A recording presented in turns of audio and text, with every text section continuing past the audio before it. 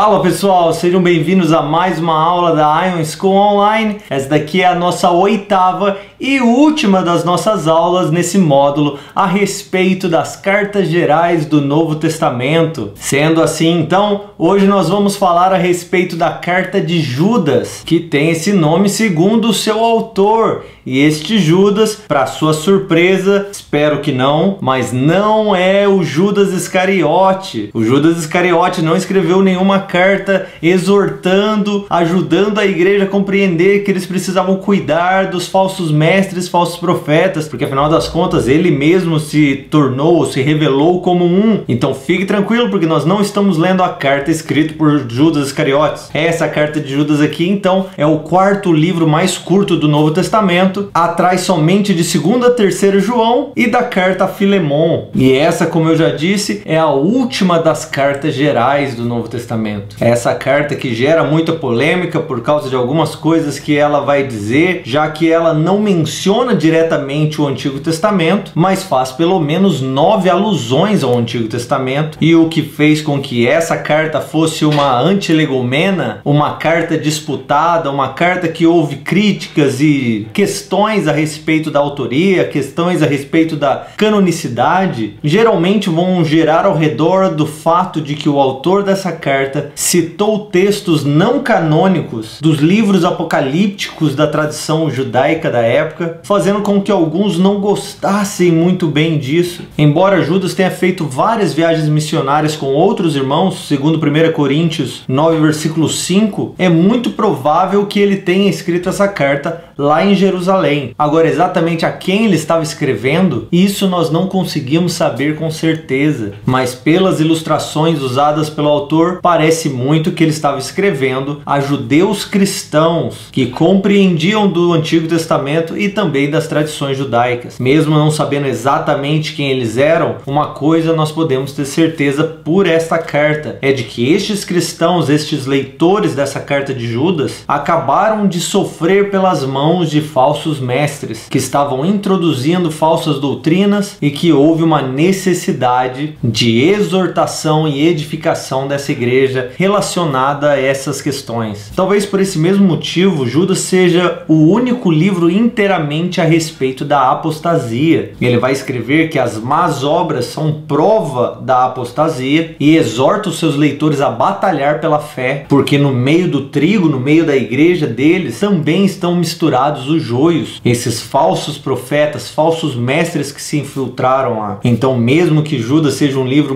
bem pequenininho, uma simples carta, ele é muito importante e digno da sua atenção, porque o que ele escreveu para os cristãos naquela época ainda serve para nós hoje. E falando a respeito da autoria dessa carta, no versículo 1 nós vamos ver que Judas é o autor, e mesmo que esse nome Judas seja bem comum naquela época na Palestina, sabendo que no Novo Testamento pelo menos 8 Judas são citados, de maneira geral, historicamente, tradicionalmente falando, o Judas que se apresenta aqui como autor dessa carta é o Judas meio-irmão de Jesus, que também é irmão de Tiago, o autor daquela outra carta geral, e que também é meio-irmão de Jesus. São várias as linhas de pensamentos que vão nos ajudar a compreender como se chega a essa conclusão. Citando pelo menos 3 delas aqui, primeiro nós vemos o apelo dele no sentido de ser irmão de Tiago, o mesmo Tiago que liderou o concílio de Jerusalém, segundo Atos 15, que também é meio-irmão de Jesus. Segunda coisa, se você olhar lá na carta de Tiago, versículo 1, você vai ver que a saudação de Judas é muito similar à saudação de Tiago também. A outra coisa que nós vemos também é que no versículo 1, Judas não se apresenta como um apóstolo. Então ele fez essa diferença entre ele e os outros apóstolos, especialmente quando ele cita os apóstolos no versículo 17. Quando nós lemos lá em João capítulo 7, do versículo 1 até o 9, nós vamos ver que aparentemente os irmãos de Jesus não haviam acreditado que ele era o Cristo. Essa conversão, a salvação deles, a fé salvífica verdadeira aconteceu ou veio na vida deles depois da ressurreição de Cristo, quando eles testemunharam Jesus ressurreto. Então, por causa do seu relacionamento próximo de Jesus, do seu conhecimento como como sendo uma testemunha viva da ressurreição de Jesus, e também por causa do conteúdo dessa carta, Judas foi reconhecido como canônico, tendo sido inspirado por Deus, e foi incluído lá no cânon Muratori, isso por volta de 170 depois de Cristo. Isso quer dizer que este texto dessa carta já estaria circulando como sendo aceito, muito bem estabelecido, como um escrito de Judas, irmão de Jesus, bem cedo na história do cristianismo. Tanto que Clemente Romano, isso em 96 depois de Cristo, já havia feito alusões a essa carta tendo sido de autoria de Judas. E lá para 200 depois de Cristo nós vemos também Clemente de Alexandria fazendo a mesma coisa. Então o motivo pelo qual ela foi disputada ou tida como antilegomena é o fato dele ter usado de escritos não canônicos ou escrituras não inspiradas para ilustrar aquilo que ele estava ensinando à igreja, e somente por isso, falando a respeito da datação dessa carta, como ele não vai fazer nenhuma menção da destruição de Jerusalém que aconteceu em 70 depois de Cristo, então colocando esse limite de 70 depois de Cristo para ser o último momento onde essa carta poderia ter sido escrita, e um limite mais cedo de por volta de 68, quando 2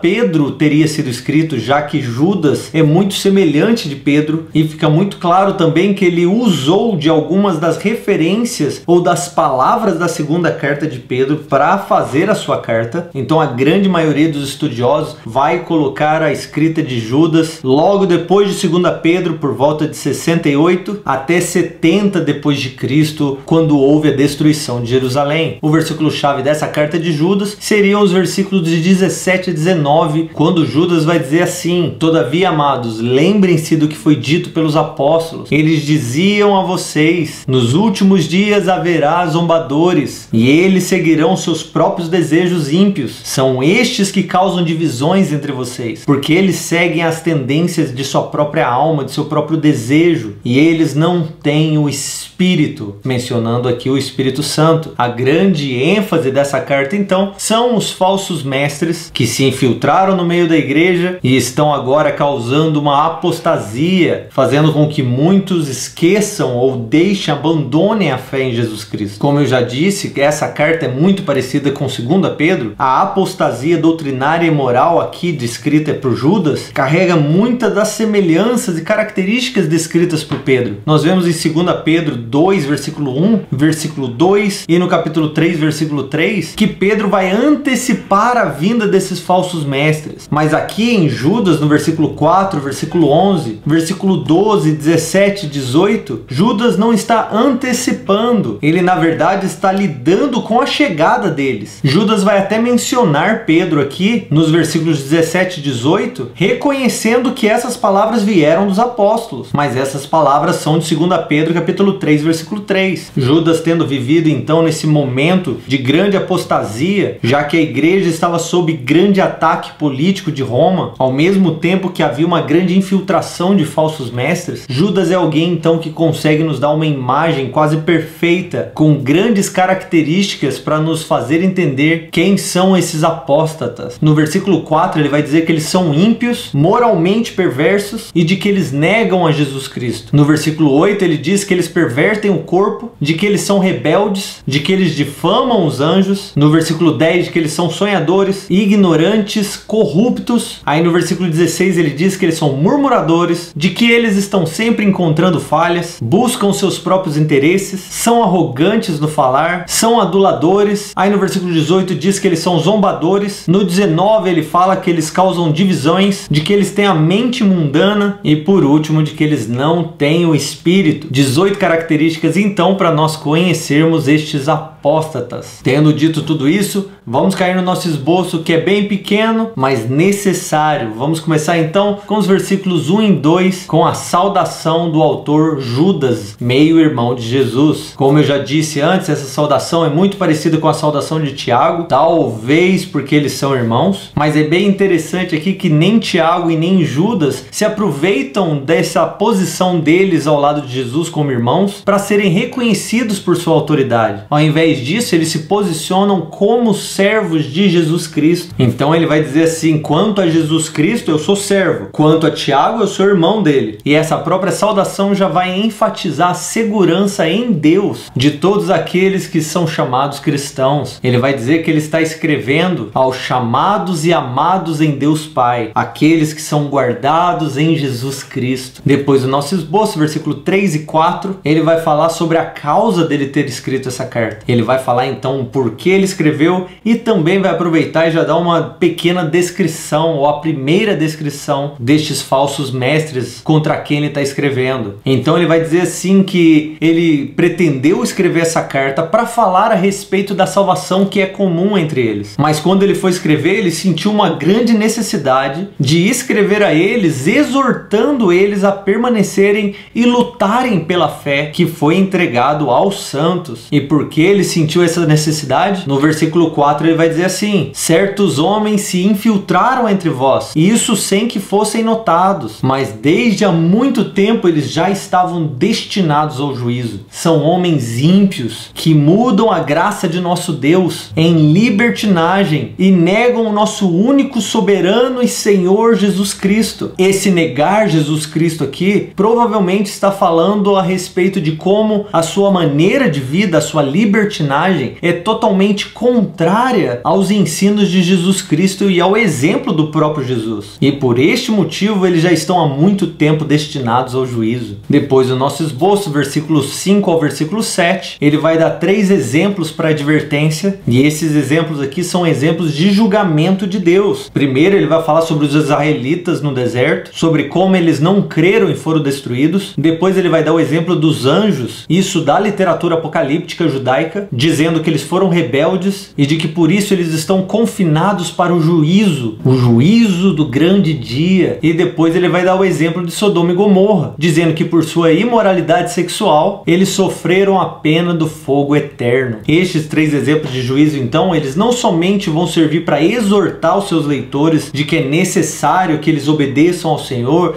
de que eles se mantenham fiéis a Deus, como também vão servir para mostrar aos leitores qual é o fim destes falsos mestres que estão infiltrados entre eles. Depois do nosso esboço, do versículo 8 ao versículo 10, ele vai dar uma segunda descrição dos falsos mestres, sendo um pouco mais direto a respeito disso. Nessa sessão, a ênfase que o autor vai dar a respeito desses falsos mestres é como eles negam as autoridades, como eles rejeitam todo tipo de autoridade, porque o que eles querem é continuar na sua vida pecaminosa. Então o exemplo que Judas vai dar para falar a respeito disso, ele tirou de uma obra apocalíptica judaica, ou que poderia ser chamado também de pseudepígrafo, chamado A Ascensão de Moisés. Essa literatura que teria sido escrita lá por volta do 1º século antes de Cristo. No versículo 9 ele vai citar essa literatura dizendo assim: quando o arcanjo Miguel, discutindo com o diabo, enquanto ele disputava pelo corpo de Moisés, ele não ousou pronunciar qualquer julgamento contra ele, não pronunciou nenhuma acusação infame. Ao invés disso, ele disse: o Senhor te repreenda. Ao contrário do exemplo do arcanjo Miguel aqui dado por Judas, estes homens são arrogantes, eles não têm temor algum, e por isso eles vão se levantar contra qualquer autoridade para manter os seus próprios caminhos. Aí no nosso esboço do 11 ao 16, nós vamos ver mais exemplos de advertências. Judas aqui sendo bem eloquente a respeito da descrição desses falsos mestres. Primeiro, no versículo 11, ele vai usar 3 exemplos do Antigo Testamento, conectando esses exemplos lá com os falsos mestres, dizendo que eles são como Caim, como Balaão e como Coré. Caim pelo ódio e porque não fez o que era certo. Balaão por causa de seus próprios desejos e vontade de adquirir lucros. E Corá por causa de sua rebelião contra a liderança. Aí depois disso, nos versículos 12 e 13, ele vai usar vários exemplos, tanto do cotidiano quanto da natureza, para falar a respeito desses caras que estão no meio da igreja. Ele vai dizer que eles são como rocha, que eles participam das suas refeições comunitárias, que eles banqueteiam no meio deles, quer dizer, eles estão infiltrados, mas eles são pastores que apacentam a si mesmos. São nuvens sem água, são árvores sem folhas e sem fruto. Judas ainda vai dizer assim: eles são duplamente mortos, eles são como as ondas do mar, espumando as suas próprias indecências. Eles são como estrelas sem curso. Ele fala tudo isso enfatizando a incapacidade desses homens de cumprir suas promessas para o povo e de como eles são instáveis, dizendo que a escuridão das trevas é que tem sido reservado para eles para todo sempre. Aí nos versículos 14 e 15 ele vai citar outra obra apocalíptica judaica, dessa vez o famoso livro de 1º Enoque, do 2º século antes de Cristo, também um pseudepígrafo, e aqui ele vai citar Enoque dizendo o seguinte: assim profetizou Enoque, o Senhor veio ou vem com seus milhares de santos para executar juízo sobre todos e convencer todos os ímpios de todas as suas ações ímpias ou de impiedade, essas ações que impiamente cometeram, e de todas as palavras que os ímpios pecadores proferiram contra o próprio Senhor. O ponto de Judas em citar essas literaturas é deixar bem claro que mesmo que esses homens se sintam bem-sucedidos em fazer o que eles estão fazendo, o fim deles é a destruição, e nós temos muitos exemplos para dar sobre isso. No versículo 16, Judas vai finalizar essa sessão então com uma última descrição da vida ímpia desses homens. Ele vai dizer que eles vivem a reclamar, vivem a se queixar, são dominados pelos seus próprios desejos. A sua boca profere muitas coisas arrogantes e além disso eles adulam as pessoas por interesse. Agora talvez seja importante eu citar isso, que estes homens que nós estamos citando e descrevendo aqui a partir da carta de Judas não tinham chifres e rabo, não eram vermelhos ou cara de monstro, eles eram aceitos no meio da congregação, eles eram homens simpáticos, homens desejados por todos, as suas palavras eram boas, as suas mensagens eram aceitas, eles não tinham a cara de diabo e por isso eles estavam enganando a muitos. O papel de Judas é fazer com que a igreja compreenda: é necessário que vocês se mantenham fiéis à fé que foi dada aos santos, e aquilo que foi passado a nós pelos apóstolos não tem nada a ver com o que estes homens incríveis estão ensinando a vocês agora. Depois do nosso esboço, versículo 17 a 19 é onde nós vemos a advertência apostólica. É Judas mencionando os apóstolos, mencionando Pedro aqui, falando que eles já disseram, já haviam profetizado que estes zombadores viriam. Nós estamos agora vendo o cumprimento dessas palavras. No versículo 19 ele vai dizer: são estes homens aqui, estes são os zombadores que eles profetizaram, estes que estão causando divisão, que vivem conforme as suas próprias tendências e eles não têm o Espírito. Depois dos versículos 20 a 23, o nosso esboço, ele vai dar um chamado à perseverança e ao cuidado uns dos outros. Essa última exortação então vai deixar bem claro o cuidado e o zelo de Judas por esses leitores. No versículo 20 e 21, primeiro ele vai oferecer para eles um conselho de que é necessário que eles permaneçam, de que eles perseverem,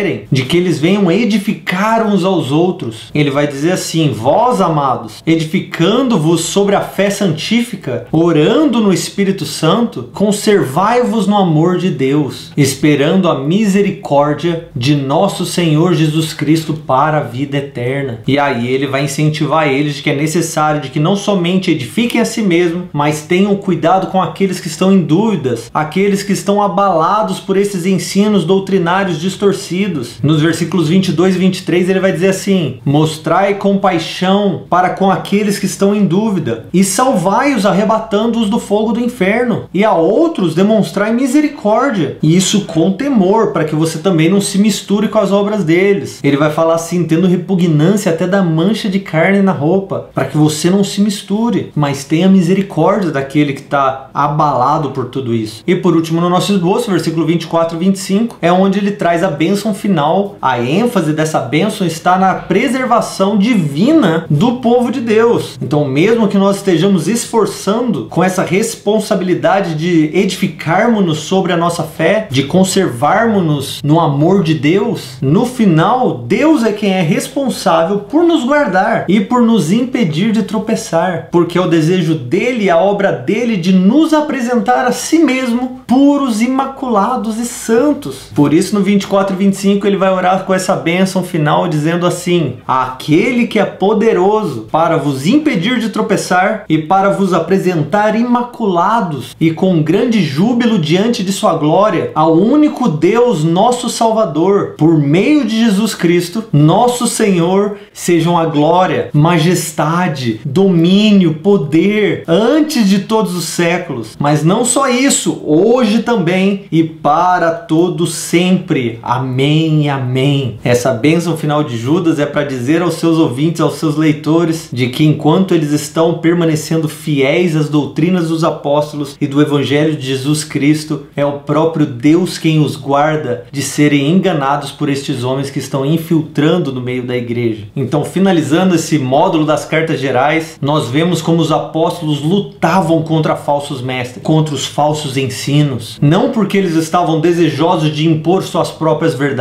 mas porque eles conheceram a verdade e era importantíssimo para eles fazer com que essa verdade fosse ensinada para a próxima geração, não com uma nova roupagem, não de acordo com uma nova cultura, mas passada exatamente como eles receberam do Senhor e dos apóstolos. E por isso nós também hoje temos a responsabilidade de sermos firmes contra toda deturpação, toda distorção das Escrituras. Por isso nós temos que perseverar em ensinar a verdade bíblica, mesmo que a cultura mude, mesmo que a moda mude, mesmo que as leis mudem, porque hoje mesmo nós temos muitos zombadores modernos que estão já infiltrados nas nossas igrejas, causando uma grande apostasia. E a não ser que nós busquemos com excelência o entender da verdade, o conhecer das Escrituras, nós também não teremos nada a dizer a esses zombadores, porque eles provavelmente vão saber mais das Escrituras do que nós. Então fica aí essa exortação de que você conheça as Escrituras, conheça a verdade e persevere na fé que é comum a todos nós. E é assim que nós vamos finalizar essa carta, finalizando este módulo. Nós nos vemos na próxima. Se Deus quiser, Deus abençoe.